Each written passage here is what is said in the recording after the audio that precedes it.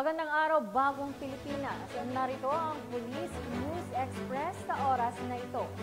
Nanguna rin ang Romblon PNP, katuwang iba pang ahensya ng pamahalaan sa pagsasagawa ng rescue operation sa mga apektadong lugar ng Bagyong Christine sa probinsya ng Romblon. Yan ang tinutukan ni Patrolwoman Rialyn Jacinto. Ng rescue operation ng mga kapulisan sa iba't ibang barangay ng Romblon na naapektuhan ng Bagyong Christine nito lamang ika-23 ng Oktubre taong kasalukuyan.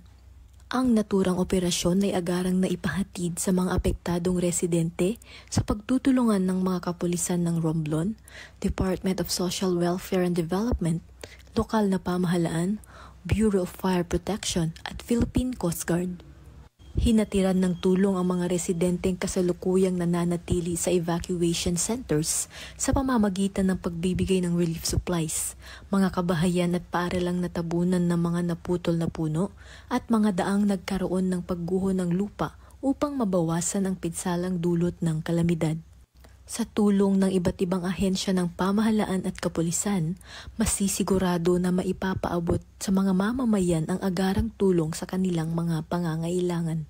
Sa pamamagitan ng pagkakaisang ito ay muling maitataguyod ang kaayusan sa mga apektadong komunidad at makapagbigay suporta sa pagbangon mula sa naranasang kalamidad upang sa bagong Pilipinas, masisiguradong ang lahat ay ligtas. Mula dito sa home of the Police Echo Warriors, Calapan City, Oriental Mindoro, ako ang inyong PNN correspondent, Patrolwoman Rialyn Jacinto, alagad ng batas, tagataguyod ng balitang pulis. Maraming salamat, Patrolwoman Jacinto. At para sa iba pang update sa kalagayan ng panahon at Bagyong Christine, laging tumutok sa Police News Network, alagad ng batas, tagataguyod ng balitang pulis. Ako po si Police Senior Master Sergeant Vanessa Villano sa pinagbabalita para sa Police News Express.